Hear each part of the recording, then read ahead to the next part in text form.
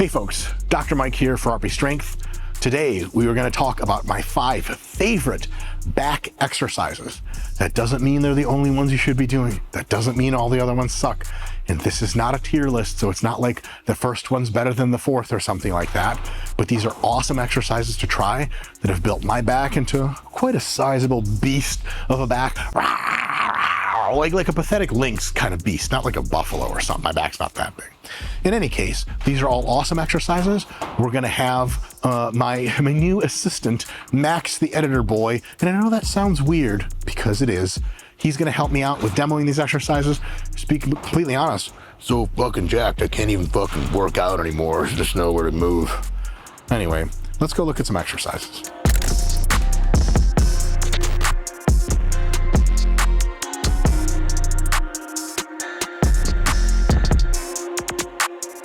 All right, folks, the first exercise on today's list, which Max is going to demonstrate for us, is the pull-up. There are many grips, there are many handles, there are many positions. They're all the right answer. As long as your shoulders and elbows feel okay, as long as you're feeling your back contract and relax under movement, you're good to go. A couple of parameters on pull-ups. First, make sure every single one ends in a dead hang. If you dead hang at the bottom, it stretches your lats under a crap load of load and gives them more muscle growth. It also makes you resilient against injury and weird movements because you've made your body stronger through a totally full range of motion. Also, if you're hanging at the edge of a skyscraper and you're like, help, help, but the firefighters haven't gotten to you, bitch ass better hope that you have practiced this position. Otherwise, what you gonna do? Nothing. You're just gonna like die or whatever. Things people do in movies from skyscrapers. And dead hang every time. Try to minimize how much weirdness you do with your lower body. Some people like to pull their feet up. Some people like to hang them straight. No wrong answers there. You're gonna come up to a given height. That height should be the same for every rep for tracking purposes, but to be honest, since a lot of the studies came out that length and bias contractions are probably superior for muscle growth, I've changed my stance on this. I used to think that it was superior to pull to the nipple line, sternum pull-ups. Second best was clavicle, and then third best was the chin. That's actually probably in reverse. So if you just get the bar to chin height every single time, that's a real good place to start. Come up, chin height. If you want more of a bias specifically to your lats, you can keep your elbows tucked in a little bit more. If you want more of a bias to your lats and the rest of the pulling muscles, teres major, etc., then you can just let your elbows travel free. I would probably just let them travel free because the pull-up is a compound, hardcore, heavy movement. You can do it with weight hanging off. You can do it with body weight. It's so challenging. Getting up there and back down is most of the battle. Just let your elbows do whatever. And lastly, when you come up nice and quick, you're going to want to touch your chin to the bar or get to bar height. And then as soon as you get your chin up there, you're going to want to control that eccentric meaningfully. That doesn't mean 4 hours, but it means 2 or 3 seconds, maybe even 2 to 4 on the way down. Full deep hang, don't explode out, accelerate out, quick on the way up, and then slow on the way down. That gives us all the benefits of reducing injury probability and all of the huge benefits of increasing the amount of time that we're exposed to that eccentric lengthening tension, which seems to be a really good way to keep fatigue low and to get you more jacked. And getting more jacked is really kind of the only reason this channel exists and that I exist. That's right. God put me on the earth for one purpose, and I was no good at that. I was supposed to be an assassin, spy, something. Russian, I'm Russian. I couldn't do that. Too many feelings, so there was like, all right, fine, go be a hypertrophy expert. Anyway, let's see how some pull-ups actually look. You guys will notice real quick, Max is wearing the new RP branded Versa grips. Versa grips are an amazing gripping tool that you can put into any back exercise. He's going to be using in all the demos in this videos. They're going to save your grip. They're going to let your back go to true failure. It's a fucking great tool. You have a link in the description to go buy them and get on it because there's good stuff to be had there. Let's get to the pull-ups. So dead hang first, chin up to the bar, no pausing, right back down, but slow. Deep stretch again, chin up to the bar, slow. You'll notice as soon as he gets up, he's coming down under control. Control. And rack. That's a pull-up. Do a bunch of them, you'll get super jacked.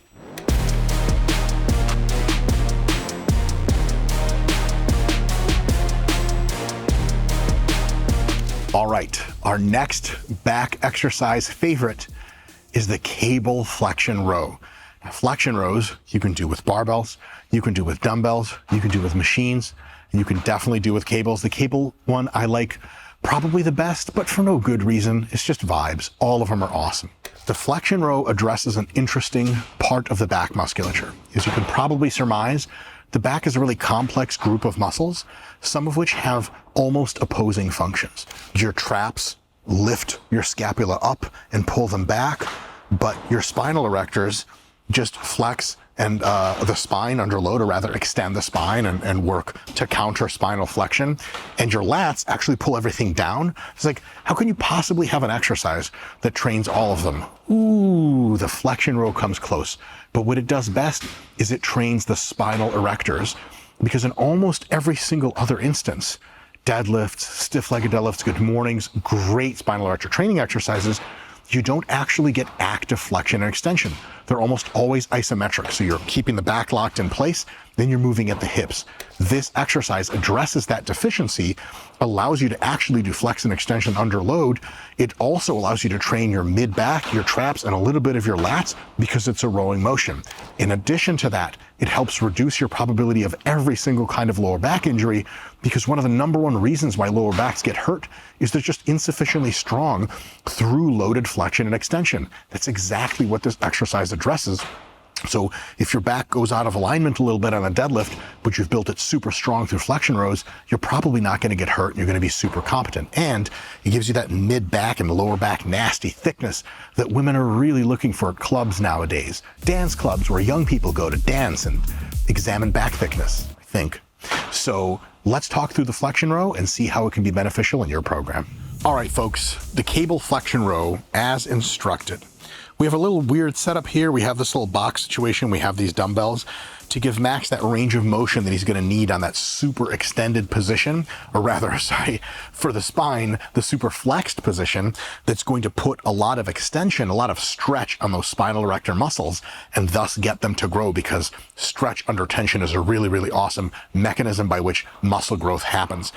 If you have a standard cable row setup, you have a setup like we have over here in this corner, kind of the normal one. You can do these, but you might not get a lot of flexion. So anyway, at your gym that you can rig some kind of situation where you can sit a little bit further back, have something to brace against, and get a real deep stretch is really, really awesome. And that's how this movement starts. This movement basically has two components. The eccentric component, where you're reaching as far forward as you possibly can with slightly bent legs. You're rounding your entire back. You're loosening your shoulders. It's like you're trying to grab something that's all the way over here. The second part of the movement is the concentric phase, and it involves the arching of the back and secondarily the pulling back of the arms. You'll notice, Max, go ahead and hit it again. Full, big, deep stretch, 1 second pause. And then what he's doing is extending his spine, going from rounded back to arched back. A good cue for this is chest is low, and then reach your chest vertically into the sky. Pause for a quick second at the top, or just a gentle touch. Get those elbows back there, touch the bar to the tummy, and you're good to go. You can do lower tummy, mid tummy. You can technically do these to the chest if you're interested. All of them are right answers. Whatever it is dealer's choice. We've got our Versa grips on for this one, because a lot of times the amount of weight you can do in this exercise is pretty impressive. It's typically an exercise that's safest to do at slightly higher reps of 10, 15, or 20. And then that's a lot of holding on to the bar. Most people just won't be able to do it. So this exercise is supercharged with your Versa grips. Buy now, see? Yeah. Anyway, give a couple more reps for us, and that's basically the flexion row. Good. Big forward lean, and then chest to the sky and elbows back. Very good.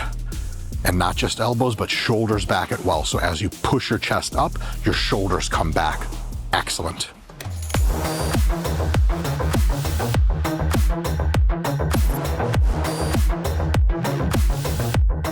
Exercise number 3 in our awesome back movement rotation is the machine row. There's a bunch of different machine rows. A ton of them are awesome. One of my personal favorites, and something I have in the gym, is the prime row, for a few good reasons. One, the prime row has a really comfy chest pad. Some machines don't, and it's like you're cracking your sternum open.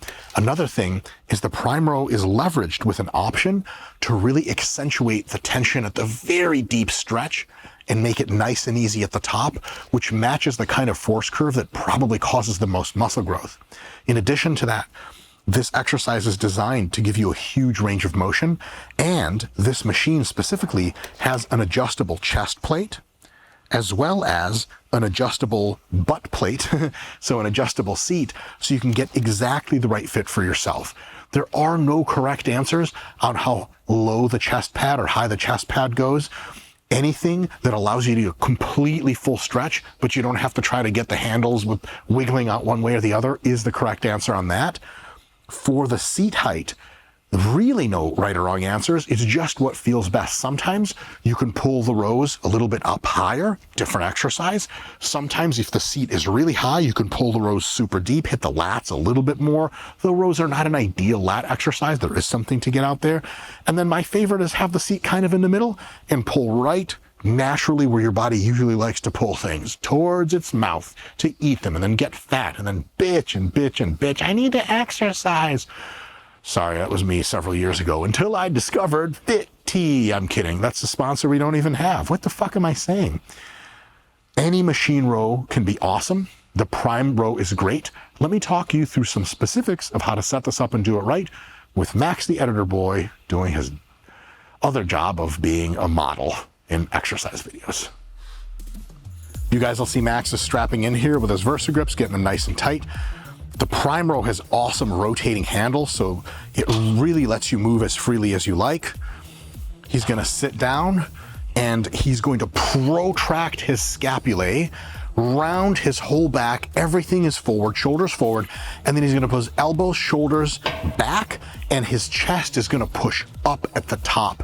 That's gonna utilize almost his entire back at the same time to get this implement from point A to point B. One thing you'll notice is this weight back here. Most of our weight is gonna be on this top peg, so that here it is leveraged to be the hardest against gravity at the very bottom. As you notice, we're more or less at a parallel plane here. And then as he pulls, it's gonna leverage the weight to be almost not touched by gravity. So it's easier at the top, very difficult at the bottom. Fucking perfect, if you ask me. He's gonna come up quickly and athletically, touch gently or pause for a second, and then slowly control, especially at the bottom. We have tons of tension and stretch at the same time. Max, these look beautiful.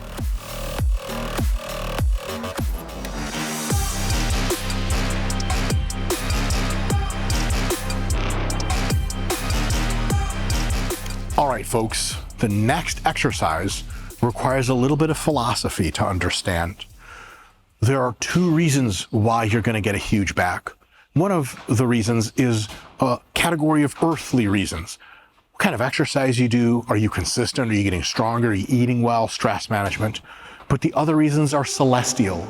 The gods above look down on us and they bless certain ones of us with huge back gains and certain other one of us who've been bad people with tiny, pathetic backs that render us useless and ejected from society writ large. Because of that celestial element, we have to pray as a part of our back gains. And via science, we've been able to figure out a way to combine prayer and exercise into one exercise. It's crazy, I know.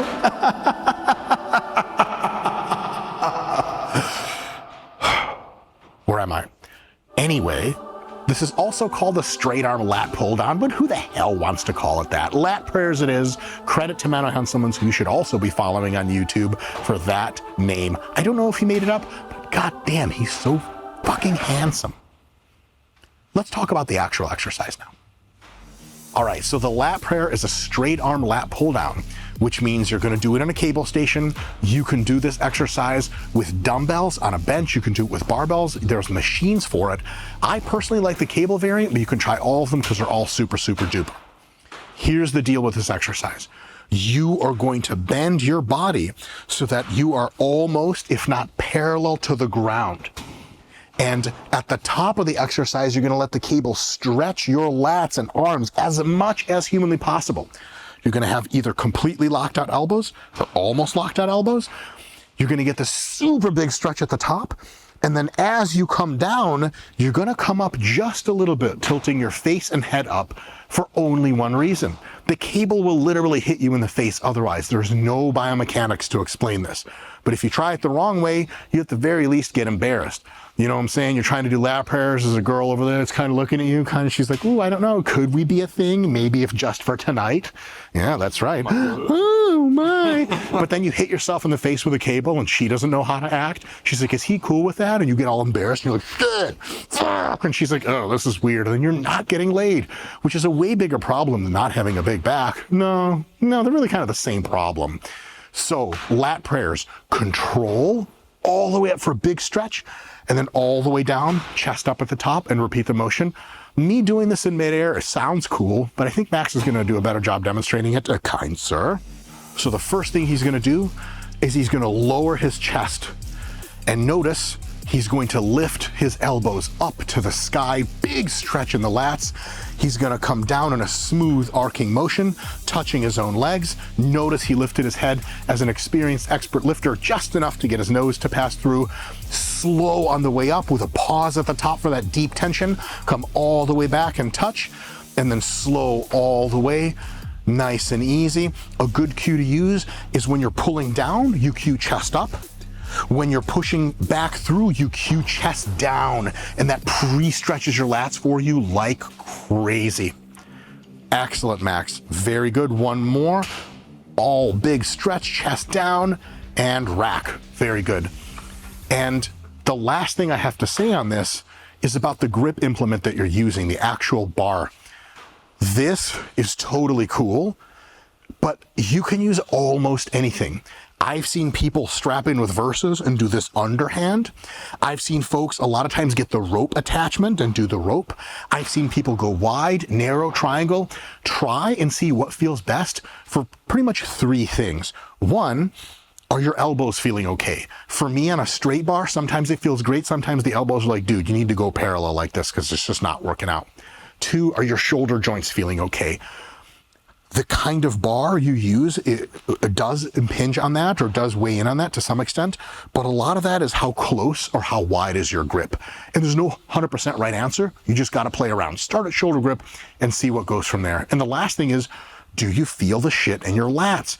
If you're doing something that's comfy for elbows and shoulders, but you're like, I don't really fucking feel anything, and you pick another grip that's also comfy for elbows and shoulders, and you just feel your lats crazy stretch at the top and deep contraction at the bottom, you have the right answer. So play around, use a bunch of different grips, and my favorite thing to do is get a bunch of different grips together. Watch, like this, like watch, follow me. As you get this one, right? I get that one, right, but hold on, it's not over yet. Like this, I get this one too, right? And now I have three. Try get this from me. Go. You see that shit? It's my gym. They're my grips.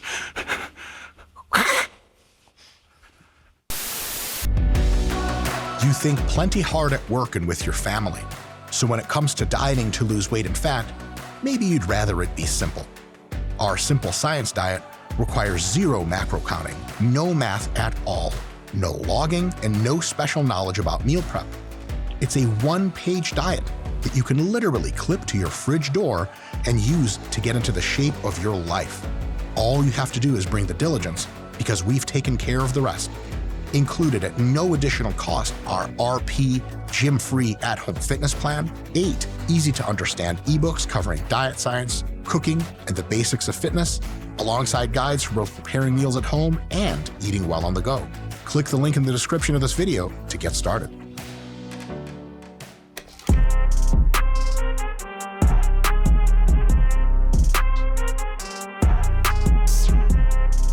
All right, the last but not least favorite back exercise of mine is the barbell bent over row.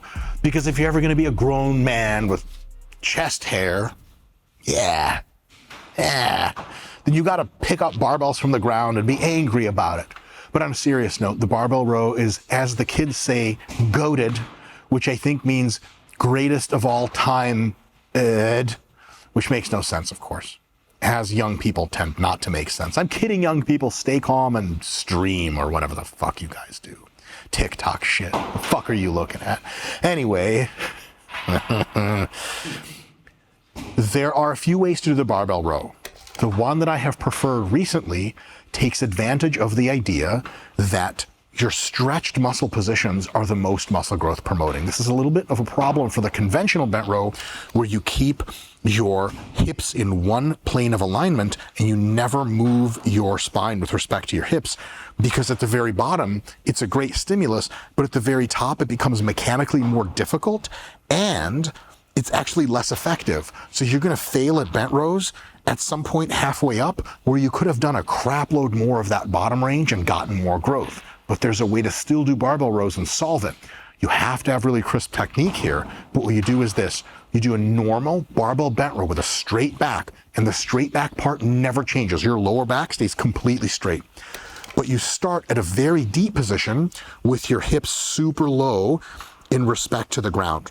And then as you come up about the halfway mark, you actually tilt your entire upper body, not just your back, everything through your glutes. You're gonna tilt up to go from a nearly parallel angle to something like a 45-degree angle. That gives you a huge mechanical advantage, making this top portion where you touch your tummy much easier. And then as you come back down, you let the weight go under control, touch the ground again at that nearly parallel to the ground angle, and then on the way up, you tilt to 45 and back down. So every rep really has two components that work in a synergistic manner. Component one is taking your arms and shoulders and chest and starting from here and ending here, like you would in a machine row. Component two, if you don't mind, is going from a position where you're here to a position where you're here. So you're gonna start at the bottom with a big stretch, and as you pull, you rise, and then as you relax down, you come back down. It's a little tough to master because you have to do both at the same time, but with good practice, you're gonna be able to get it right. If you want some help, get up a video of yourself doing this, DM it to me. If you're naked, I'll respond to you real quick. If you have clothes on, I just never get the DMs because I have AI filter on all clothed people for my DMs. The hell I need you for in all those goddamn clothes anyway. Hit it up. Remember to start from that tight back position. A good big chest even at the bottom. Pull and rise. Keep the big chest. Gentle touch. Pull and rise. Beautiful. Control. Yes. Big chest the whole way through. Yes. Chest up, shoulders down.